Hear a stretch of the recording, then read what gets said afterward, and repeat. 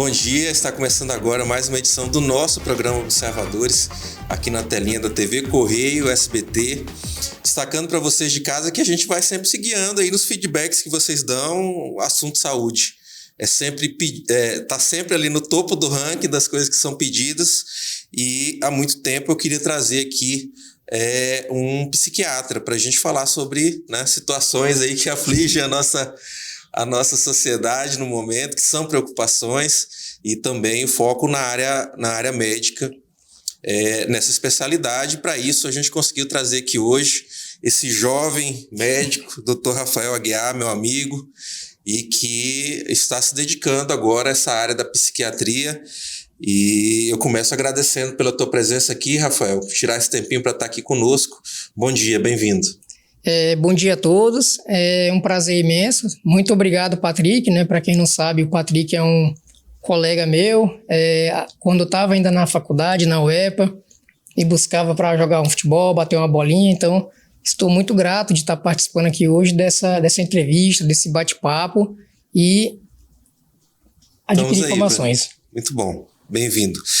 Rafael, eu queria primeiramente, como eu sempre faço aqui, porque a gente tem um imenso orgulho dos nossos profissionais que são formados aqui em Marabá, né? E eu venho de uma época que isso não era o natural, né? Quem queria fazer determinados cursos tinha que ir para fora de Marabá, os filhos da nossa terra tinham que ir para fora de Marabá, cursar no centro-oeste, sul, sudeste do país, ou até em Belém. E hoje a gente tem uma profusão, né, de cursos universitários aqui na cidade, e um deles, né, que também foi uma luta nossa por muitos anos, de termos a nossa academia aqui, é o curso de medicina, e que um dos nossos orgulhos é o curso de medicina da UEPA, do qual você é oriundo. Então eu queria que você começasse apresentando para a turma de casa como é que você criou esse interesse de entrar para a medicina e como é que foi a tua vida acadêmica no curso da UEPA, da nossa UEPA aqui de Marabá. Perfeito, Patrick. Então, o curso de medicina, ele surgiu através do meu irmão. O meu irmão, ele saiu cedo de Xinguara, ele foi para Belém fazer cursinho, né, se preparar na época, e lá ele passou na medicina lá na UFPA, em Belém. Eu saí de casa também, fui acompanhar meu irmão para poder estudar, fazer o ensino médio. E aí, observando o meu irmão em casa, discutindo os casos com os amigos dele, foi quando, de fato, surgiu o interesse ali pela medicina. Então, na época, eu estava fazendo o ensino médio, e naquela época tinha a prova da UEPA, ela era seriada. Sim. Então, eu terminava cada ano, a gente fazia uma prova, que era chamada de PRISE. Então, coincidiu de eu terminar o ensino médio, o terceiro ano, e surgir a primeira turma de medicina aqui no campus de Marabá. Certo. Então, eu já estava focado com esse objetivo, fiz a minha inscrição, minha prova, direcionei para a UEPA de Marabá e, graças a Deus, deu tudo certo. No PRISE, me corrija se a minha lembrança não estiver boa. No PRISE, você, de acordo com a nota que você acumulava, você escolhia o curso, você se habilitava para determinados cursos, não é isso? Exatamente. Uhum. O PRISE ele era seriado. A pessoa estava fazendo ensino médio, ele tinha a prova no primeiro ano, tinha a prova no segundo e tinha a prova no terceiro ano.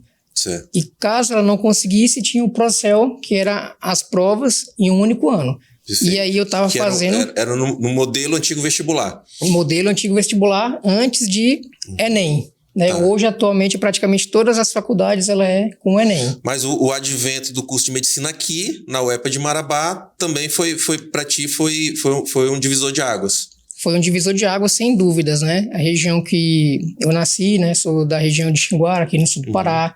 Ia ficar mais próximo dos meus pais, é uma região que eu gosto bastante. Então, quando surgiu esse curso aqui no campus de Marabá, na cidade de Marabá... Você não teve dúvida? Eu não tive dúvidas. Coloquei minha nota para Marabá, graças a Deus deu tudo certo e concluí a faculdade. Como é que foi a tua experiência no ensino público, né? Como é que está na tua visão, está o nível da nossa universidade pública estadual, né? O curso de medicina, a gente sabe que é um curso que está ainda se construindo, né? Sempre as primeiras turmas vão ter mais dificuldades, né?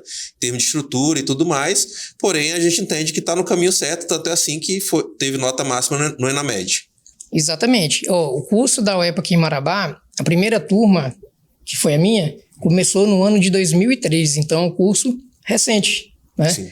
E teve a avaliação aí do ENAMED, foi nota máxima, nota 5, que avalia a qualidade do ensino, né? A qualidade de formação dos alunos, dos médicos que estão terminando a faculdade e ingressando no mercado de trabalho.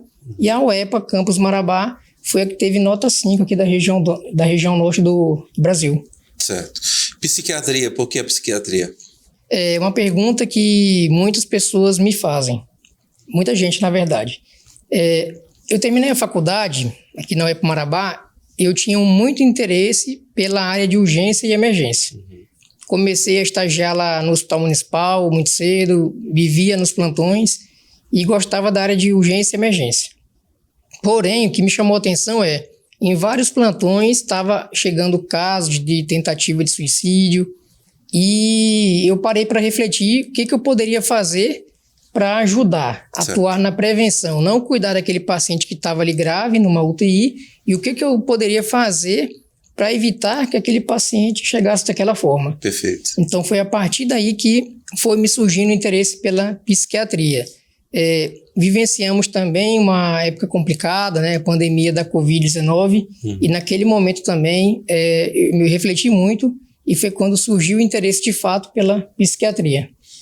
Me corrige também se eu estiver errado, Rafael, mas eu tenho uma grande impressão que eu acho que a psiquiatria nunca foi tão necessária quanto nesse período de pandemia, porque a gente enfrentou uma situação que até então a humanidade não tinha passado, né? Ou seja, lidar com uma doença em larga escala que é altamente infecciosa, né, e que obrigou e que a gente para a qual a gente não tinha no primeiro momento vacina, não tinha imunidade para aquilo, e as pessoas tiveram que se ver em momentos como o lockdown, né, trancadas em casa, sem socializar. E eu acho que olhando pelo foco da psiquiatria, que é a tua área, talvez foi o maior impacto de ordem mundial que a humanidade já viu. Excelente pontuação. Com relação a isso, assim que eu cheguei lá em São Paulo para fazer a minha especialização, a residência, os meus staffs, os meus professores comentavam justamente sobre isso. A quantidade de atendimentos que nós tínhamos no nosso pronto-socorro antes de pandemia para depois. Certo. Aumentou praticamente 100%. Em 24 horas, tínhamos lá em média 15 atendimentos na urgência da psiquiatria. Isso, após a pandemia, aumentou para cerca de 30. Certo. Geralmente, ansiedade, pacientes com muitas crises de ansiedade, sintomas depressivos, tentativas de suicídio. Então, foi muito impactante esse período aí da pandemia pelo Covid-19 e isso refletiu, claro, na saúde mental de milhares de pessoas. Certo. A gente tem ali tudo ao mesmo tempo, né? O medo, né? Às vezes teve gente que perdeu o emprego, teve gente que teve diminuição de salário, né? Corte em salário, medo de morrer, perda de alguém na família. Outra situação que fazia parte desse pacote que eu estou citando, teve gente que foi enterrada sem ter velório, sem ter... Né? Que a gente sabe que é um processo, né? Exatamente. O processo do luto, ele faz parte da nossa cultura humana, né? Então, teve gente que foi dali do IML direto para enterrar sem ter ninguém da família ali junto. Perfeito. E eu queria trazer aqui alguns dados, Patrick, só para poder ilustrar o quão alarmante está a saúde mental no pós-Covid-19. Ótimo. Dados brasileiros e também mundiais, né? Por exemplo, existem dados que foi feito um estudo em São Paulo chamado São Paulo Megacity. Certo. E nesse estudo, a prevalência da ansiedade em São Paulo é em torno de 20%. Então, 1 em cada 5 pessoas preenchendo critérios diagnósticos para ansiedade. Certo. Para depressão, em torno de 15% a 20%, tá? E outra coisa, o Brasil, no ano de 2021, ele foi o país que mais consumiu horas em celular, tá? E a cada 40 segundos temos uma tentativa de suicídio no mundo. Isso vem diminuindo em escala mundial, Sim. mas no Brasil vem aumentando, principalmente na idade de 15 a 29 anos. Certo. Inclusive, você já até adiantou um aspecto que a gente vai conversar daqui a pouquinho no próximo bloco, que é justamente a questão do nosso contato com a vida digital, né? O cérebro que nunca desliga, né? Perfeito. Faz parte disso aí.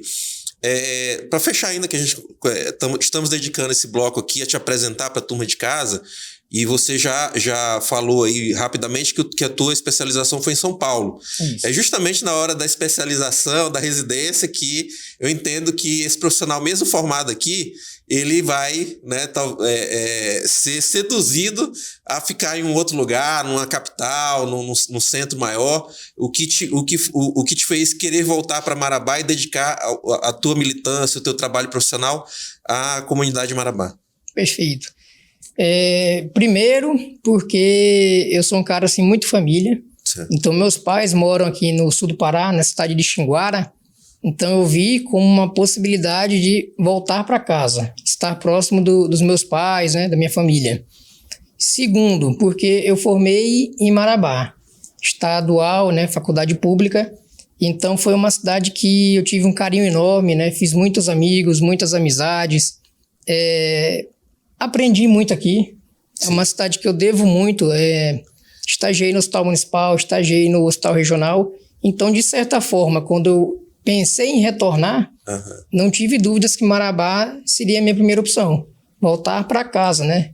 É onde eu estudei, onde eu formei. Perfeito. Fico feliz com isso, com certeza. A nossa turma de casa, eu quero destacar que você estava me falando aqui nos bastidores que tem trabalhado em conjunto com o Dr. Walter, também, que é uma referência aqui também na área de psiquiatria, né? Até mandar um abraço para ele, para o Dr. Walter, não é isso? Dr. Walter, muita gente boa, né? Assim que eu cheguei de São Paulo, voltei para Marabá, ele me convidou, deu convite, me abraçou mesmo, então mandar um abraço para esse cara especial aí. Sim, porque assim, em muitas áreas a gente vê às vezes o ciúme, né? Alguém que já está na área e fica enciumado de chegar um outro profissional, e ele não, ao contrário, ele já tem um pouco mais de estrada que você, né, mais experiente, embora seja muito jovem ainda também, né, mas está sendo para ti um paradigma e com certeza fortalecendo o teu trabalho.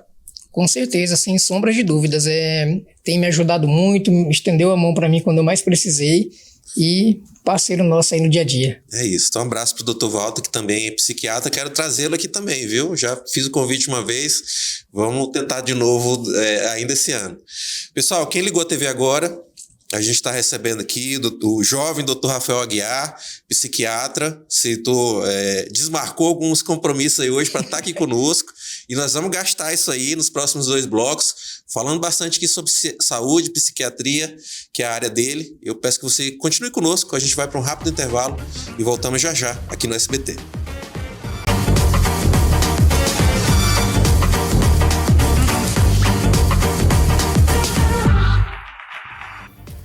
De volta com o programa Observadores, aqui na telinha da TV Correio.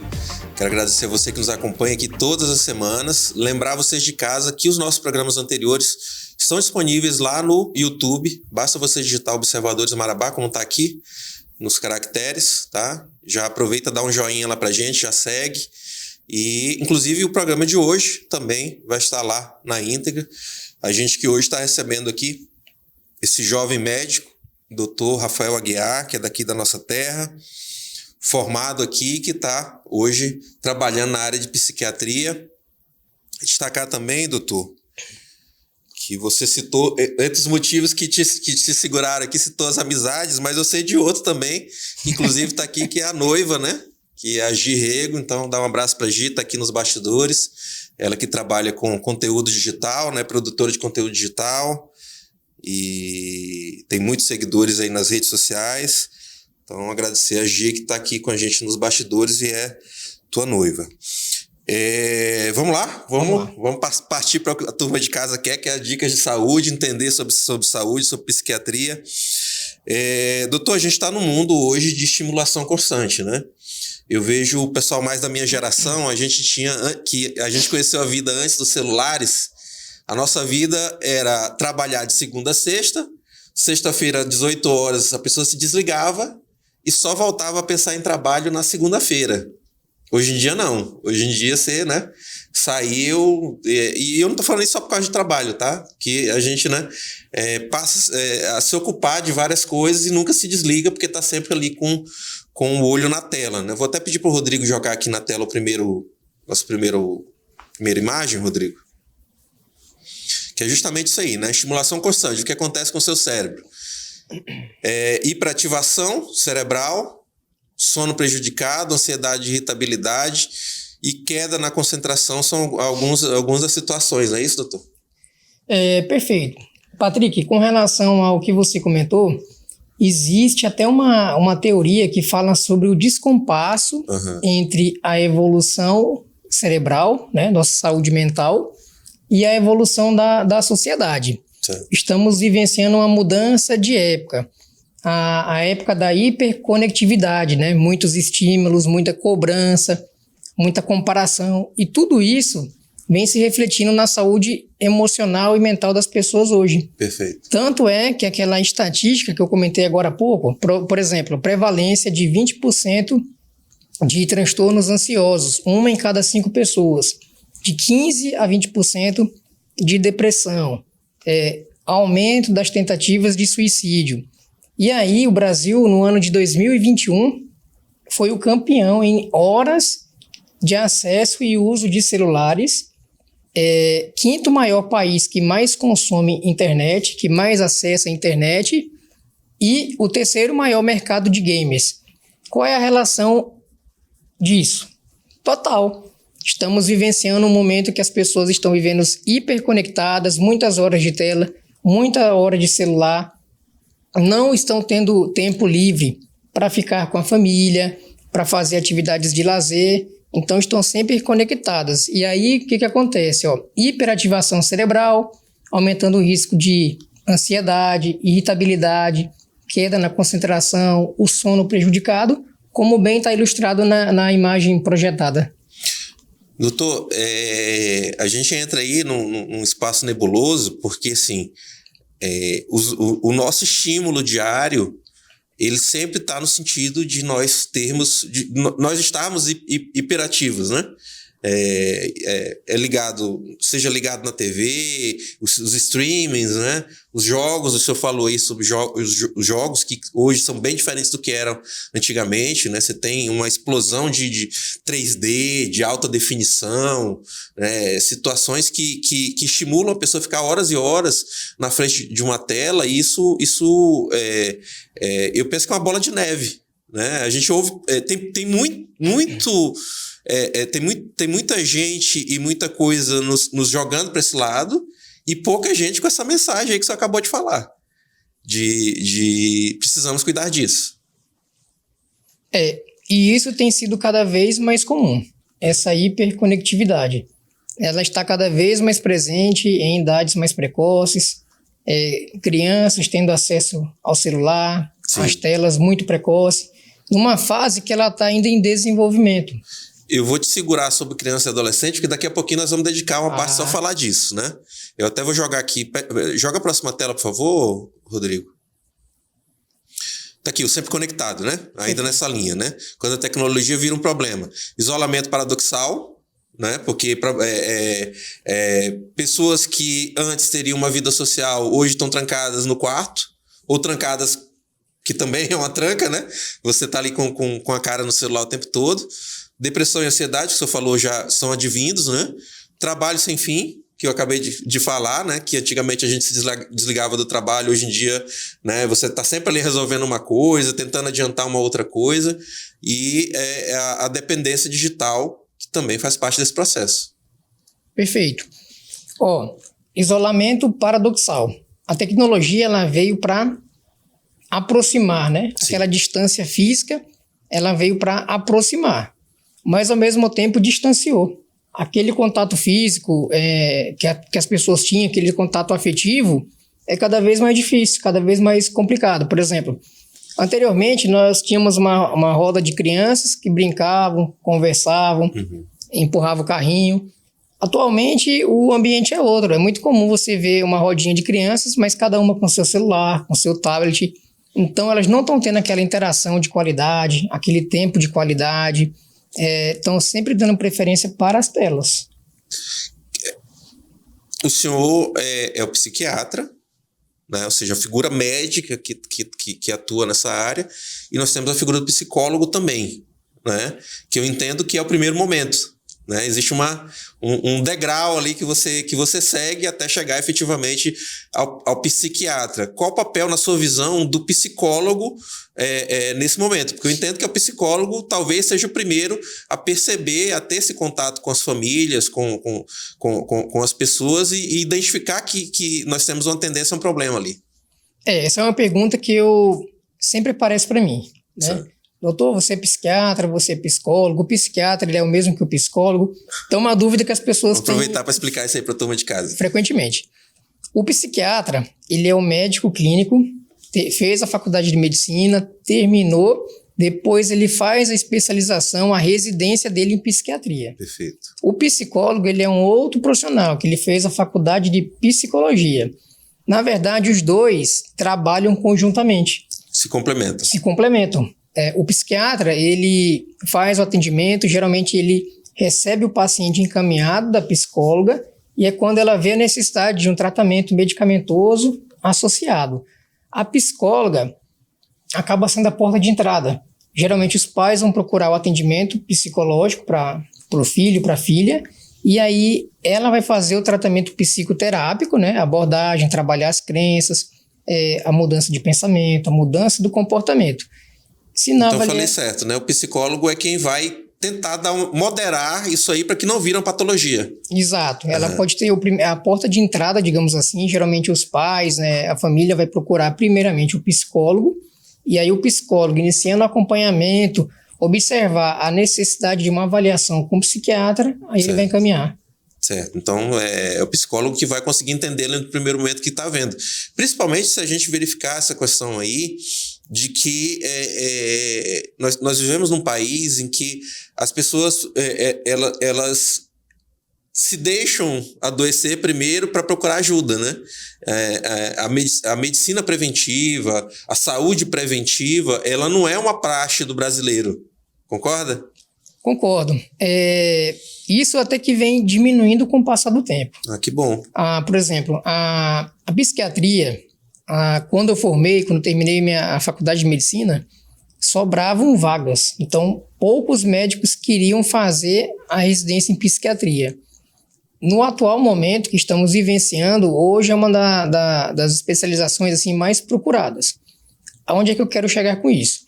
É que anteriormente as pessoas elas tinham um certo preconceito, um estigma de procurar uma ajuda. Então elas sofriam sozinhas, isoladas, e isso vem mudando com o tempo. Cada vez mais se falando em saúde mental, de psicologia, saúde emocional, as pessoas elas estão quebrando essas barreiras e procurando ajuda de forma mais precoce.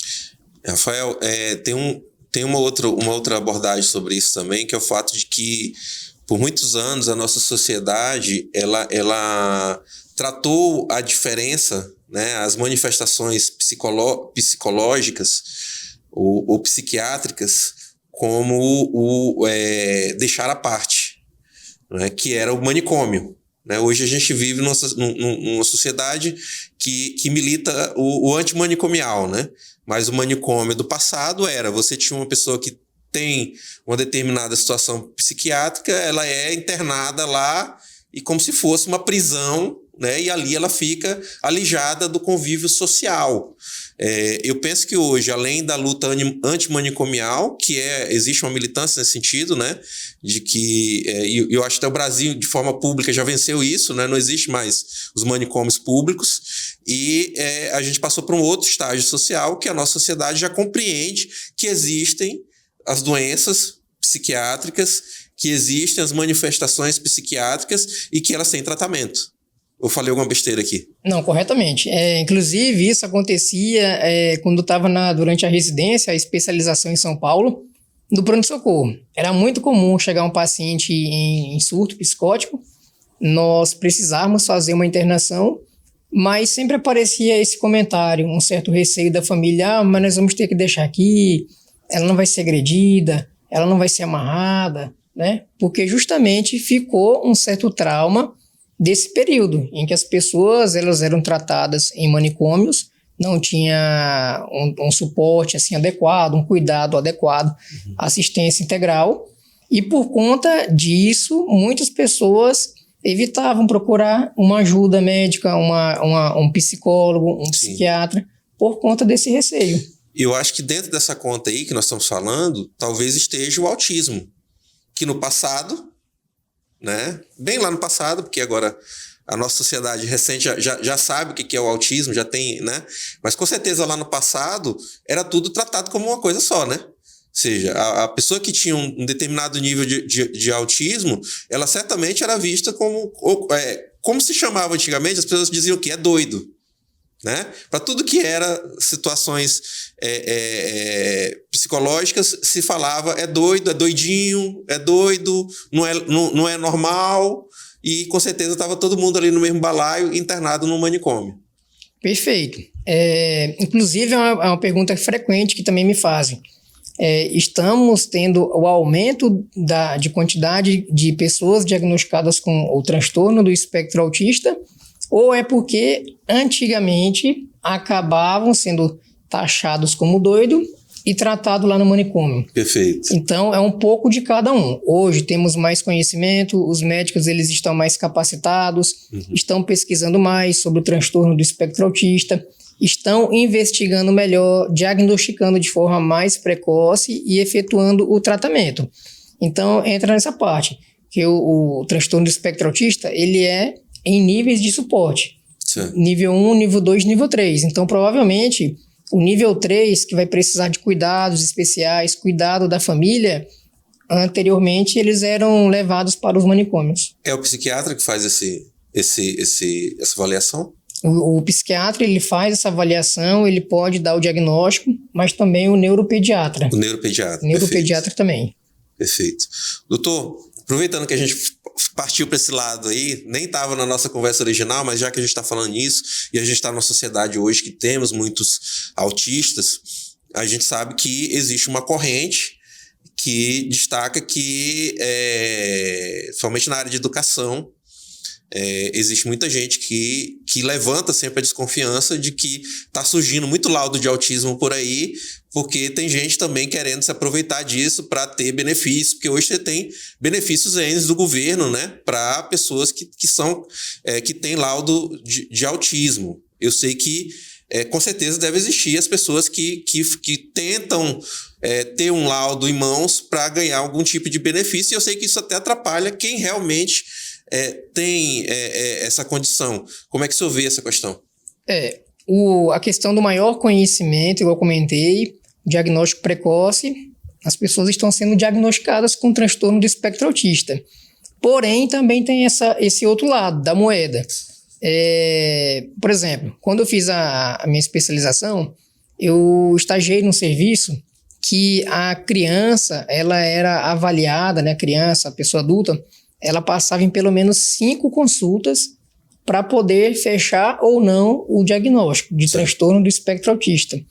E o que eu venho observando, assim, com o tratamento, com as consultas, é que tem muitos pacientes recebendo o diagnóstico em apenas uma única consulta, em uma consulta muito rápida.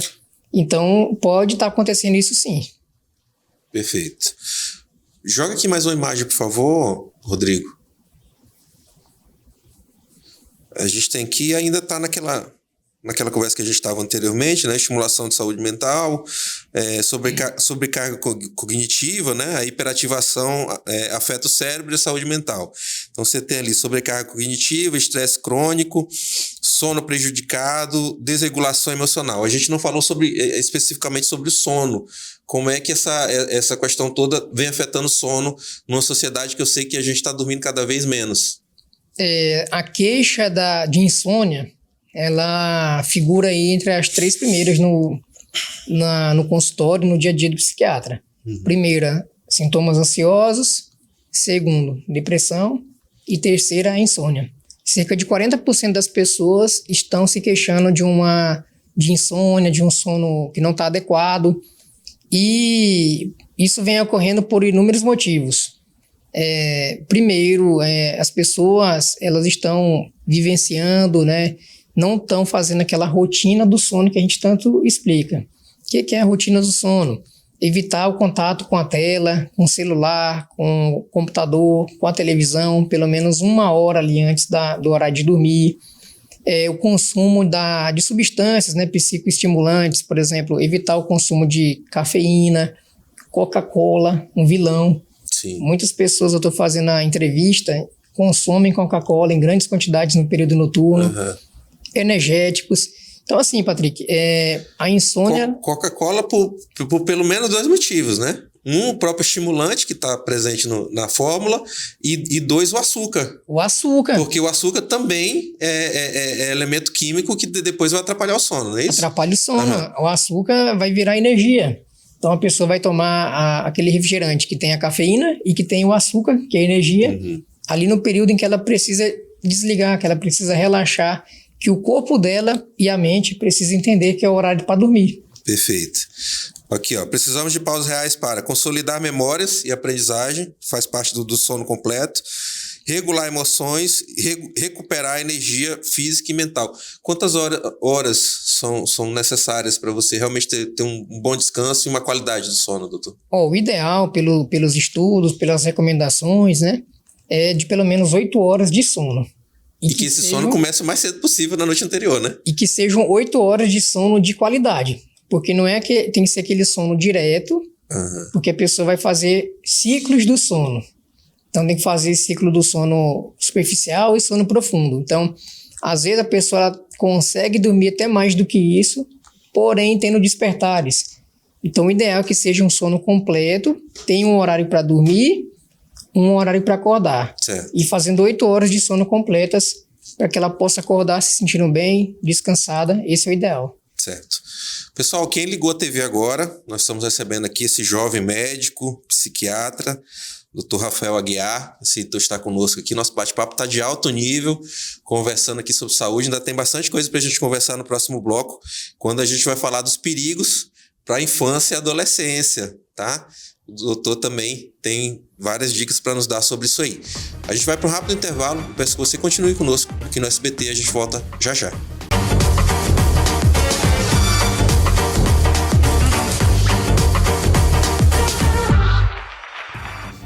De volta com nossos observadores aqui no SBT, e hoje a gente está falando aqui de saúde novamente, recebendo aqui esse jovem médico, Dr. Rafael Aguiar, formado aqui pela nossa UEPA. Quero aproveitar para mandar um abraço para toda a turma da UEPA, os nossos bravos professores, alunos do curso da UEPA, que tanto nos orgulha. Está vindo aí também a medicina da Unifesp também, né, Rafael? Como é que você está vendo essa notícia? Essa notícia ela é muito importante para Marabá, para a região. Sim. Primeiro chegou a UEPA, estadual, está chegando agora... a particular, né? Depois a particular, a Simpa, e agora chegando a federal, né? Então, Marabá aí se consolidando como uma cidade universitária. Perfeito. Praticamente contemplando aí todos os cursos atuais, acho que está pegando quase tudo aqui, saúde, parte de engenharia também.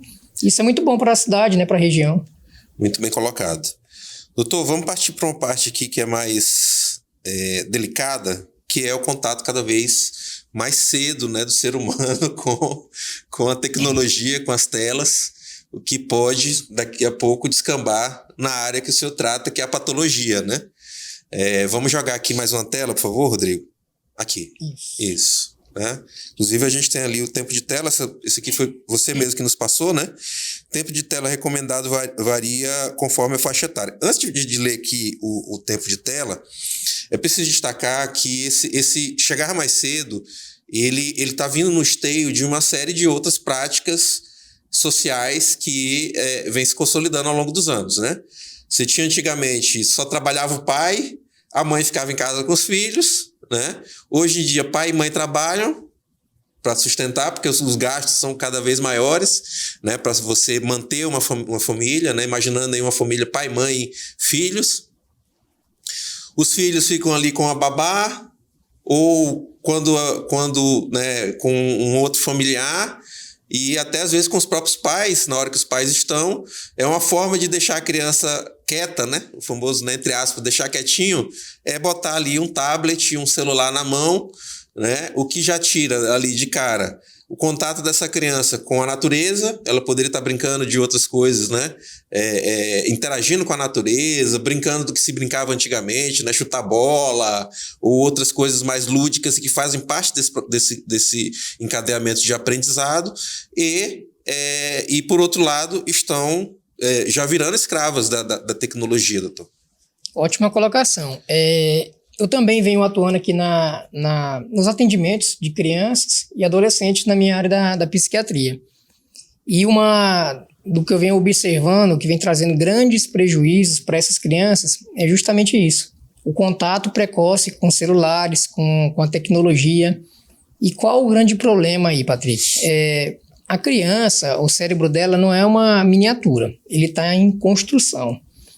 Então, assim, tem um processo chamado de poda neuronal. O que acontece nesse processo? Aquelas conexões menos utilizadas, elas são eliminadas, e aquelas mais utilizadas, elas são fortalecidas. Então, com base no que a criança está vivenciando repetidamente, aquelas conexões estão sendo fortalecidas. Quando entra a estimulação precoce, um celular, o computador, as telas, nesse processo de poda, elas vão selecionar essas conexões, esses acessos às imagens, às telas, e é como se o cérebro dessa criança estivesse sendo treinada para quê? Para buscar cada vez mais o celular, os filmes, os desenhos. Por quê? Porque é um estímulo rápido, intenso e recompensatório. Então, o cérebro da criança vai estar cada vez mais treinado a buscar por isso. Perfeito. E aí, quando você coloca essa criança num parquinho com uma outra criança, com os amiguinhos, ela não vai ter muito interesse, que é por chutar uma bola, construir um castelo de areia. Geralmente, ela vai preferir o quê? O celular. Assistir os desenhos, jogar o Roblox, Free Fire. Então, esse é o grande problema da tela inserida muito precocemente. Só abrindo um parênteses, eu tenho um amigo que ele tem filhas gêmeas e me chama, hoje elas já são adolescentes, mas me chamava a atenção sempre que a gente estava em algum local que tinha outras crianças, as outras crianças sempre estavam ali querendo refrigerante e tal, e as filhas dele, nesse período ali, acho que até os 12 anos, elas desconheciam refrigerante. Elas não colocavam, nem queriam, nem faziam menção assim de dizer, o que é aquilo ali? Vamos experimentar. Não. Porque tinha em casa esse preceito de que eles iriam ter, se fossem ter contato com refrigerante, seria o mais tarde possível. Que eu acho que é um pouco a lógica que deveria ser empregada em relação às telas também, não é isso? Perfeito. Olha, vou até te mostrar um dado aqui Aqui é da OMS, né? Da OMS, da Organização Mundial de Saúde, em relação ao tempo de tela recomendado conforme a faixa etária. Perfeito. Crianças de 0 a 2 anos, nenhum contato. A criança de 0 a 2 anos, ela não precisa ter contato com telas. Não deve estar em contato. De 2 a 5 anos, 1 hora por dia.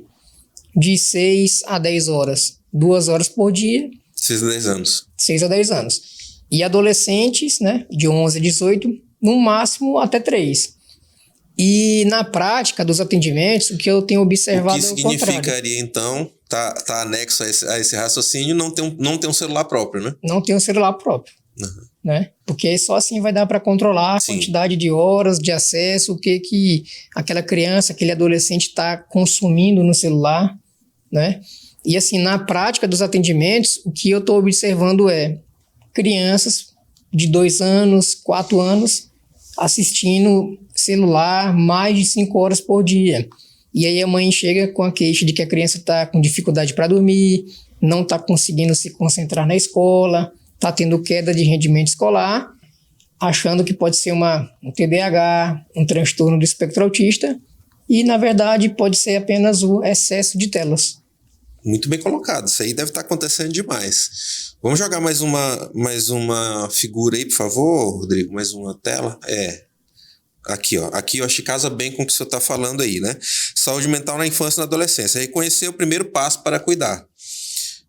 Dados aqui que a gente checou também, doutor. dados alarmantes. 1 em cada 7 jovens de 10 a 19 anos vive com algum transtorno mental, segundo a OMS. 50% dos transtornos mentais surgem antes dos 14 anos.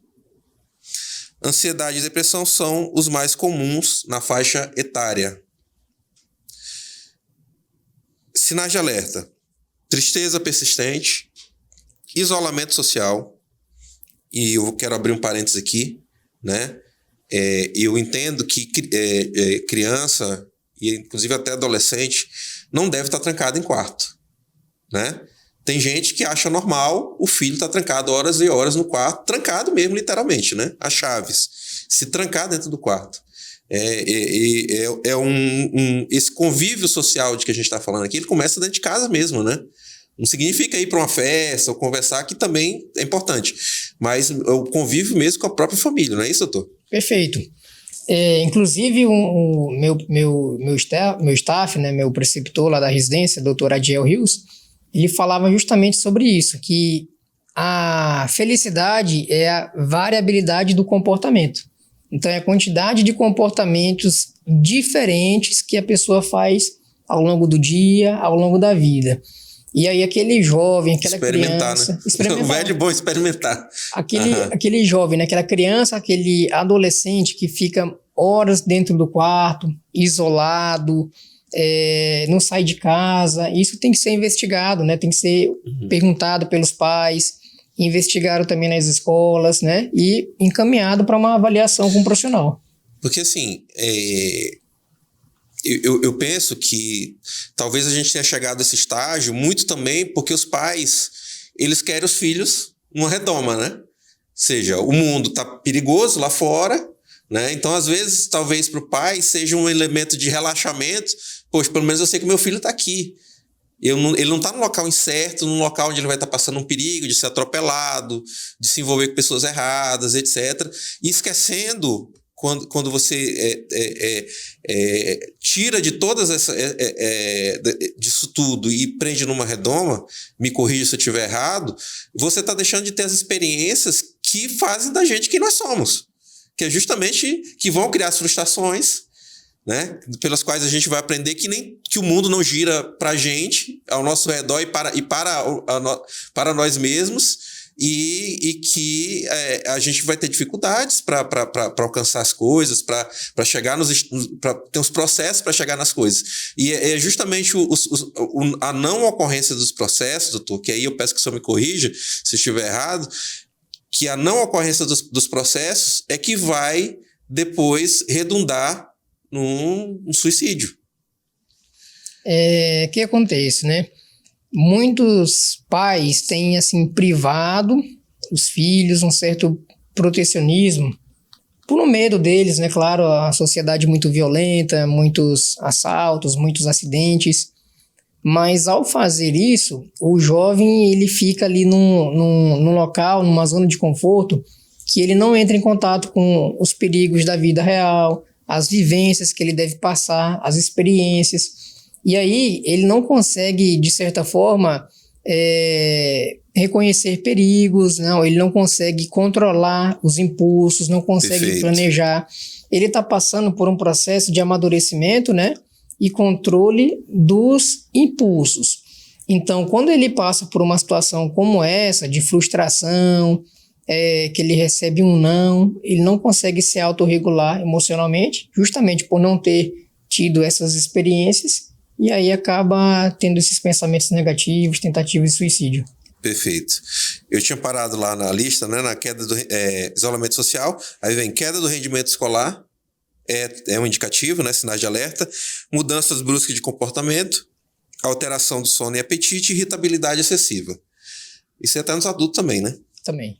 Como ajudar? Ouça sem julgamento, crie um ambiente seguro para a criança ou adolescente se expressar, busque ajuda profissional, psicólogo, psiquiatra, não hesite em consultar especialistas para avaliação e tratamento adequado e mantenha rotinas e vínculos afetivos. A estabilidade e o apoio familiar são fundamentais para o bem-estar. Você nunca deixou de ser, né, doutor? Verdade. Vamos passar aqui que o tempo está passando rápido. Passa outra tela e eu não quero que a gente deixe de tratar isso aqui. Doutor, eu sei que... por que um remédio tarja preta é um remédio tarja preta, né? As pessoas sabem que chamar alguma coisa de tarja preta é porque é muito restrito, mas talvez nem parem para raciocinar que o restrito ele tem um porquê, né? São os medicamentos que dessa área de atuação, eles são medicamentos que exigem um certo cuidado, né, doutor?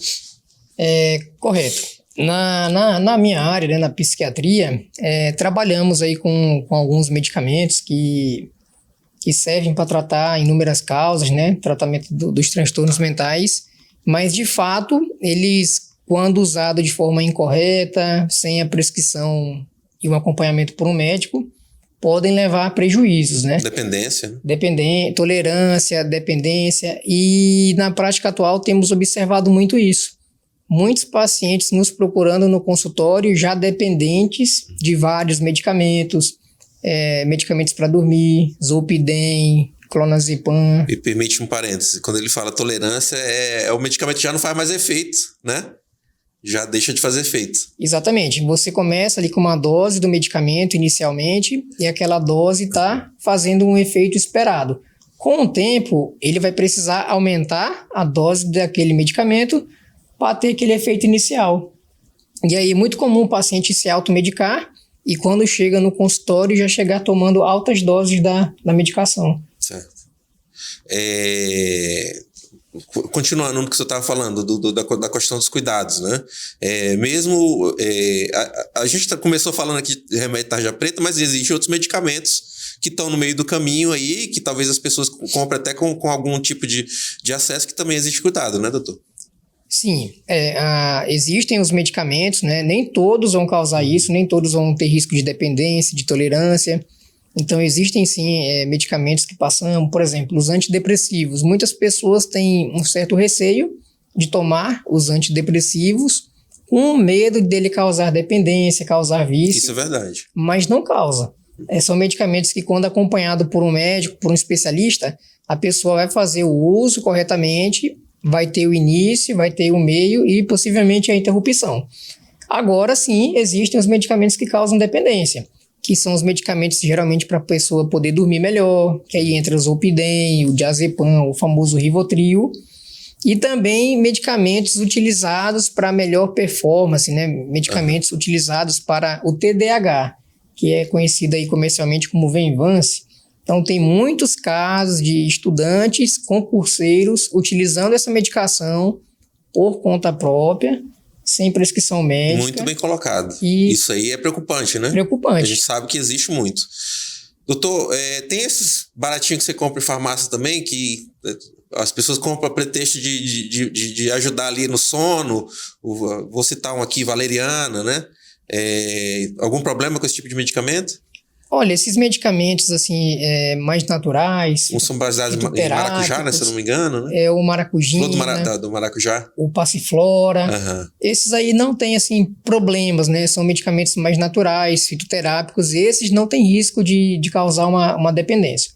O problema é quando a pessoa ela tá tendo muita dificuldade para dormir, muita ansiedade, sintomas depressivos. Aí tem que tratar, né? Aí tomam esses medicamentos por conta própria e aí postergam o tratamento com um profissional. Bem colocado.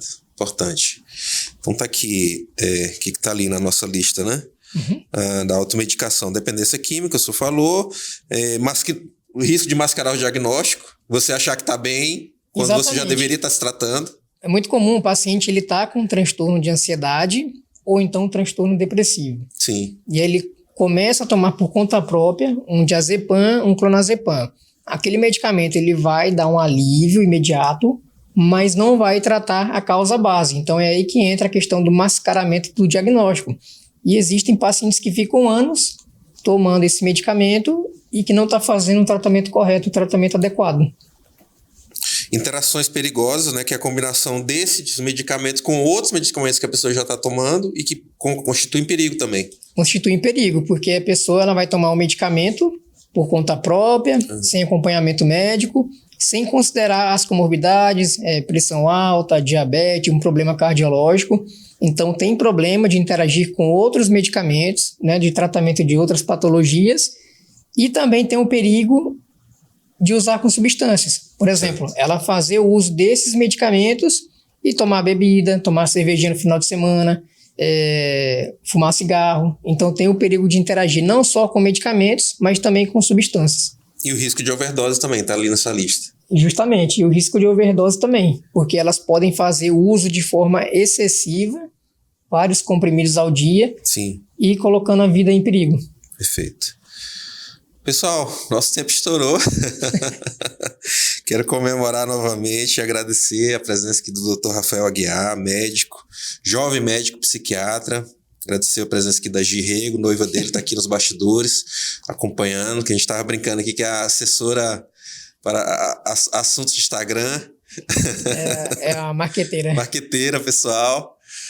Rafael, quero te agradecer. Quero que você possa deixar uma última mensagem para a turma de casa relacionada à saúde e te agradecer também pela presença aqui conosco hoje. Obrigado, tá, Patrick, pelo convite. Igual comentei anteriormente, fiquei muito feliz quando você me convidou para poder participar do seu programa, tá? Fico muito feliz mesmo, te considero bastante. Lembro das caronas quando você me buscava quando eu ainda era estudante para jogar futebol. Então, fiquei muito feliz quando você me trouxe esse convite. Feliz também por poder estar compartilhando um pouquinho de saúde mental, poder falar disso, poder contribuir, né? Formei aqui na cidade de Marabá, então poder transmitir essa informação para a maior quantidade possível de pessoas e deixar a mensagem de que se as pessoas estiverem passando por um momento difícil, apresentar sintomas ansiosos, tristeza, desânimo, crises de ansiedade, procurar ajuda, procurar uma pessoa de confiança, comentar sobre o que está acontecendo, procurar o CAPS da sua cidade, tá?